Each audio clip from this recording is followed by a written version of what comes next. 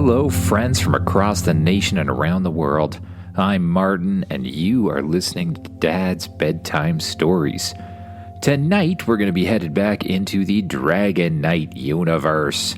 Now, I am still deciding on one of the final dragons, the Fire Dragon, and I have a couple suggestions. I just have to choose between them. Tonight's episode is mostly created by me because I needed to keep the episodes flowing, keep the storyline going, and I just didn't have an episode suggestion that would work with tonight's. After this, we'll be diving into the life of the Fire Dragon, so if you have any great suggestions for that one, leave them on SpeakPipe or the Google form.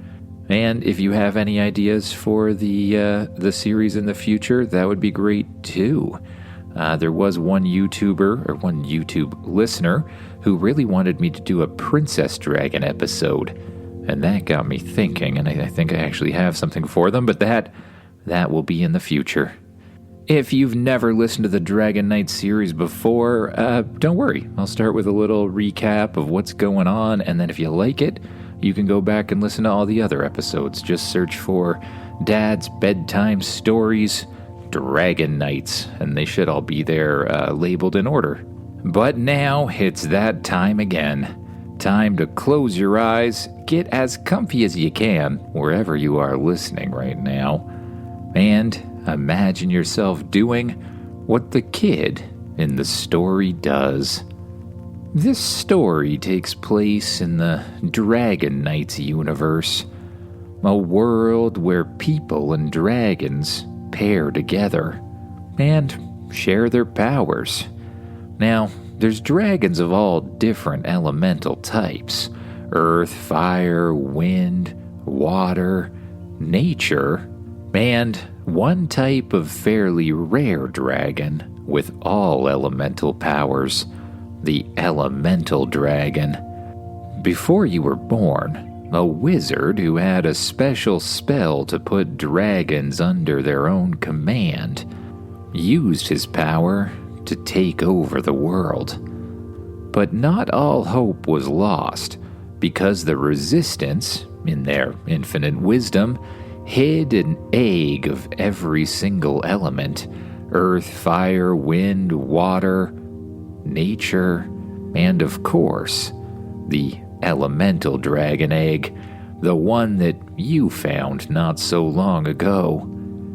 After meeting Ellie, your elemental dragon, you slowly learned to use your new elemental powers, the ones you received through your link with the dragon. Since that time, you've met others: Betty and Luna, the water dragon; Jules and Vine, the nature dragon; Bennett and Granite, the earth dragon; and the listeners have been introduced to James and Whisper, the air or wind dragon, whatever you want to call it. When the story last let off, you just met Bennett and the earth dragon and discovered a new secret underground lair that the two of them had built. Since that time, you've spent a lot of time training in the huge underground cavern. Bennett and the Earth Dragon have helped train you on the way of Earth, an element that means you kind of have to be stubborn. You kind of have to stand your ground and, demand that it listens to you. You've gotten a lot better pretty quickly. You and Bennett, in fact, have done a lot of work expanding the underground cave system. You've created a comfortable bedroom for each one of your friends and each one of their dragons, and a huge training area in the center. You and the others have started a daily routine of sparring there, attempting to get better at using your own powers. Bennett walks out in front of you. He's to be your opponent right now. You quickly take a fighting stance, and Bennett does the same. You take a deep breath and focus on your connection to Ellie, a connection to all of the elemental powers. Bennett reaches down into the earth, pulls out 2 large boulders, and throws them at you. You quickly react, spinning around, jumping up into the air, and connecting with the first boulder, breaking it into hundreds of pieces. You immediately grab all of the pieces of rock with your mind and shoot them straight towards Bennett. He activates his earth armor and shield, blocking the strikes from hitting him. Then lifts up one of his legs, stomps on the ground, causing a piece of earth to shoot out directly underneath you, launching you up into the air. Luckily, earth isn't the only element you have. You summon life. You summon huge vines up from the ground. They shoot out in an instant, grow up into the air, and catch you mid-air, allowing you to land softly and gently on the ground, before, of course, sending another army of vines straight towards Bennett. They shoot along the ground, they turn left and right, and they begin to wrap themselves around the rock knight. Bennett immediately draws his sword, begins chopping through the vines, dips his sword into the dirt, lifts up a large boulder, and shoots it at you again. You brace yourself for the hit, putting both arms in front of you. You feel the boulder flying towards you, rip it in half using your mind, and then you unleash a breath of fire, a huge plume of energy that shoots directly towards Bennett. Bennett, having nowhere to move, because the blast of fire is so large, holds up his shield once again and braces for impact. "That is very good," Ellie says. "You have learned to use multiple elemental attacks. You are getting much better." "Your earth attacks could use some work, of course," Granite says. "But I admit, you are far better than when I met you. But I sense something strange." Granite says, "You look over to your left where Jules and Betty are in a full-out fight. Betty launching huge streams of water and ice towards Jules, and Jules using the power of nature to respond. Vines versus water. But something makes them suddenly stop as well. Together, you all feel a strange pull. A strange pull in seemingly the same direction. Are you guys feeling what I'm feeling?" you ask. "I believe we are. I believe it's another dragon rider. Oh, we must go quickly," Ellie says. And you do just that. You, Betty, Jules, and Bennett all run through a gigantic tunnel out to one of your secret entrances. Bennett, using his rock powers, jumps out in front, reaches for the huge boulder, and rolls it out of the way. Daylight suddenly sweeps into the tunnel as you and the others continue to rush out. Once you're outside, Bennett turns around and closes the entrance, making it look like no one was ever there in the first place. You and the others quickly jump on your dragons, who immediately take to the air, flapping their wings as quickly as they can, and traveling in the direction from which you felt the pull. You fly high above the forests, up over top of the clouds, in perfect formation. "Everyone get close enough, and I will shield us," Ellie says. The others tighten up, getting close enough for Ellie to project her whole invisibility bubble around them. Well, all dragons can camouflage to a certain extent within their own element. Elemental dragons have the unique power to make themselves completely invisible, as well as any of those who are close enough to them, apparently. A large bubble shimmers around you and the other dragons, one that will make it impossible for anyone to see you, using their eyes anyways. You fly high above the forests and over towards a set of mountains, and there you feel the pull again. "Look, there," you say, pointing down towards the ground. And that's when you see it. A wind dragon and a dragon knight trying to avoid the attempts of a team of other dragons, at least 10 of them. Wind, fire, earth, water, and nature dragons. The wind dragon looks rather nimble, dodging their attacks, spinning around in circles, jumping left to right, and then suddenly, with what seems like a sonic boom, jetting away from all of the other dragons. Unfortunately for them, there seem to be 2 other wind dragons in the attacking group.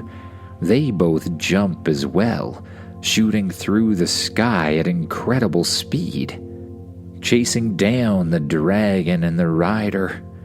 The dragon dips down low through the canyons, sweeping left and right and trying to miss the wind dragon's attacks, before suddenly pulling up and getting caught in something.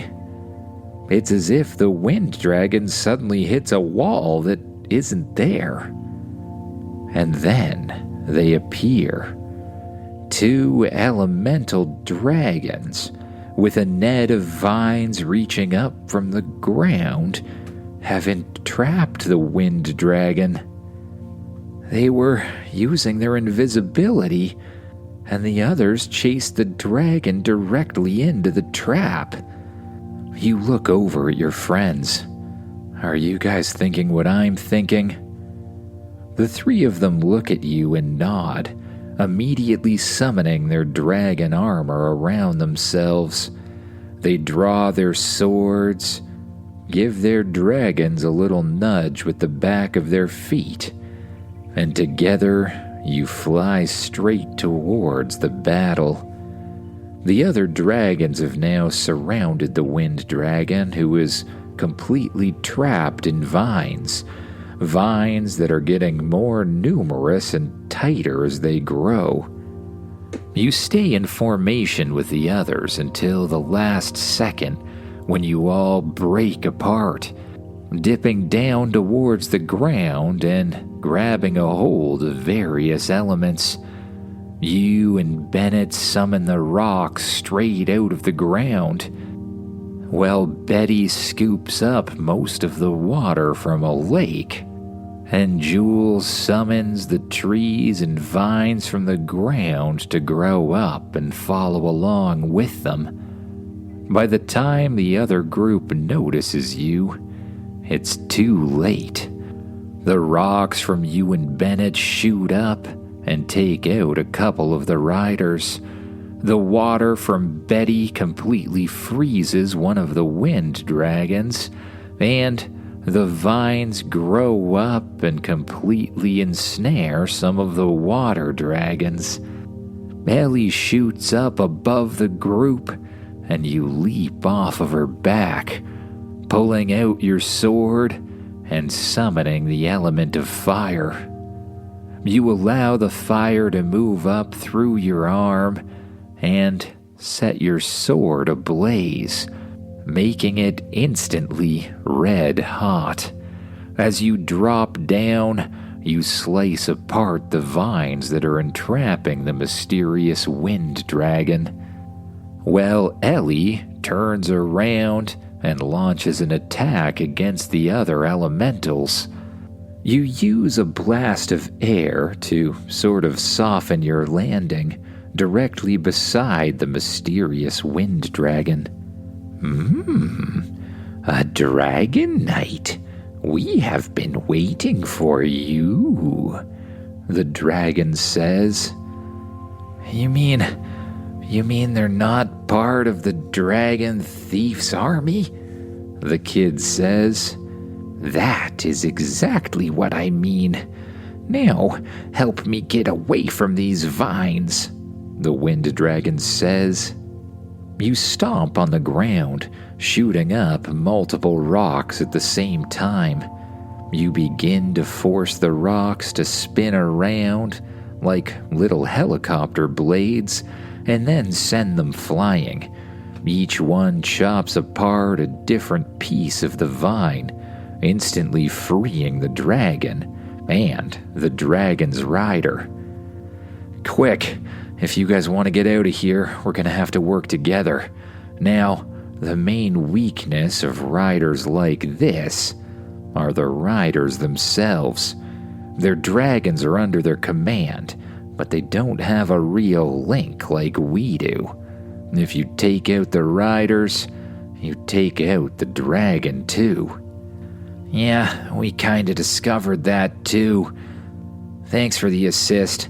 The name's James, and the wind dragon is Whisper.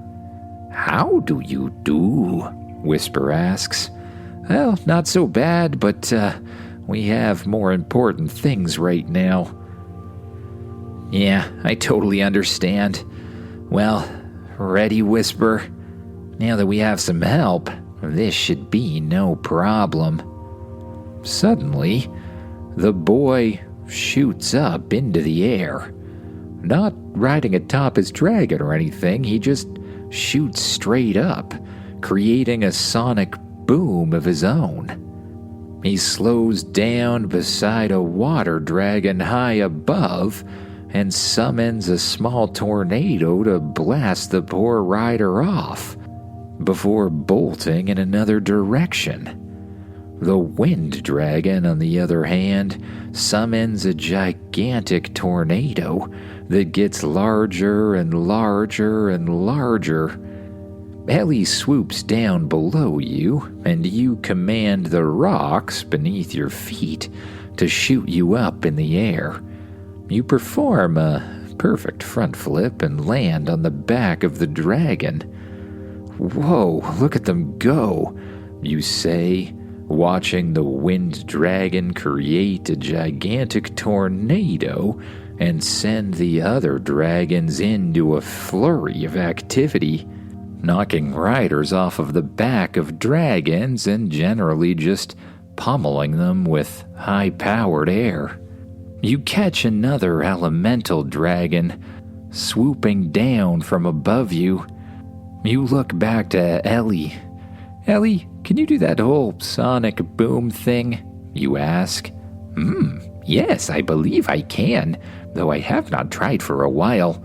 What are you thinking? I'm thinking you pull up, suddenly shoot back in the other direction, and then we kind of flip the script on this guy. Oh, that is an intriguing idea, Ellie says. Kind of like this? Ellie spreads her wings, coming to an almost perfect stop mid-air, and then shoots back in the other direction, past the other elemental dragon. As a result, you now find yourself chasing them instead of the other way around. Ellie unleashes a blast of ice energy that hits the elemental dragon's tail, weighing it down a little bit and causing it to sink down a little closer to the earth. You take that opportunity to summon a few more rocks. Ellie starts to unleash bolts of rocks straight from her mouth, shooting them like bullets at the other rider. while you take aim with a larger one. You wait for the perfect opportunity and then blast the stone forward. It connects directly with the back of the other rider, sending him flying off of the dragon and onto a tree below. When you loop back around, you see that your friends have sort of taken care of the rest. You guys are getting a lot better at this sort of thing. "Come on, everyone," you say. "Back to base." The others join back together into formation, only this time with James and Whisper included. "All right, everyone, get close enough together," Ellie says, and then she creates another bubble of invisibility, covering you and the rest of the riders. You fly back to your secret underground base under the cover of invisibility. Granite the Earth Dragon, with a simple wave of his hand or claw, whatever you call it, commands the large stone covering one of the entrances to open up. You and the others dive inside, and the stone closes behind you. You lead James and Whisper down a large and long corridor and into the central part of your new secret underground base, a gigantic hollow dome. "Well, welcome to our underground base," you say. "This is kind of where we set up shop." James and Whisper look around. "This place is amazing," James says. "It's so huge. And you each have your own room?" Yeah. "And I guess we better make one for you too," you say, moving over to a more empty side of the base. You focus your mind, connect with your dragon, and reach out for the earth. You spread your awareness out into the ground itself, and then you command it to move, command it to reform, command it to create a large opening with a room for James and Whisper. The rock and earth obeys, creating a new hollow room with compacted walls. "Oh, this is fun. I'll get the furniture," Ellie says, jumping over in front of you and commanding nature energy to grow a bed and chairs, tables and stools, and everything else that James and Whisper might need. "Whoa, this is amazing. Thank you. I wish I could repay you," James says. "Well, there's no need to repay me, though, to be honest, I am kind of interested in that whole flying thing you can do," you say. "Oh, you mean you don't know how to do that yet?" James says. No, not really. I've learned a basic blast of air, but we haven't really gotten into that so much." "Oh, well, Whisper taught me. Maybe we can teach you too. What do you think, Whisper?" Yes, I think that is a wonderful idea," Whisper responds. "You see, the thing about flying is that, well, we air dragons are made of air. We are one with the air. The air does not need wings to fly, and so neither do we. You must start by feeling the wind around you and the wind within you." "The wind within me?" you say. What do you mean, like my breath? That is part of it. Your lungs are full of air, but your blood is full of it as well. When you breathe in, oxygen is absorbed through your lungs and pumps through the rest of your body in the form of blood. There is air circulating through almost every part of your body. Start by feeling it, noticing it, and acknowledging it. You close your eyes and try to do that. You start by breathing deeply. You connect yourself with Ellie, and you focus on the element of air. You spread out your awareness to feel the air all around you. You feel that you can sort of move it with your mind, push it left or right, twirl it around. And then you start to focus on the air within you. And suddenly, you can feel it. You can feel it through your lungs and through almost every part of your body. Your blood and the air are connected. And just as you command the air to move outside you, you decide to try to command the air inside you to move instead, to lift up higher and higher. And suddenly, you no longer feel the weight of your body on your feet. You open your eyes, and you see yourself lifting up off of the ground, floating.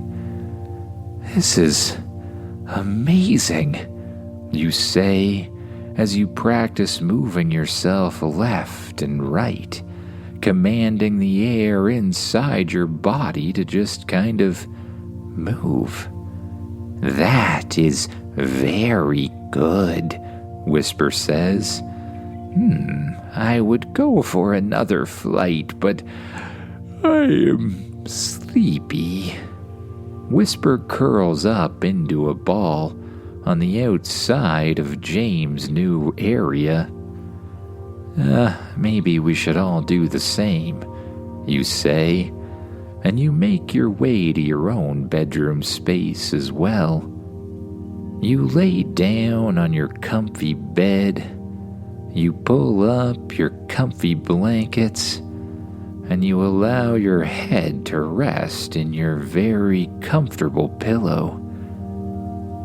You close your eyes, and you start to focus on your breath.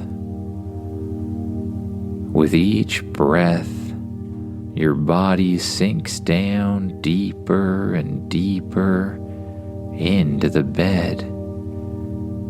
You let go of any tension in your arms, any tension in your legs, and you sink down into the mattress.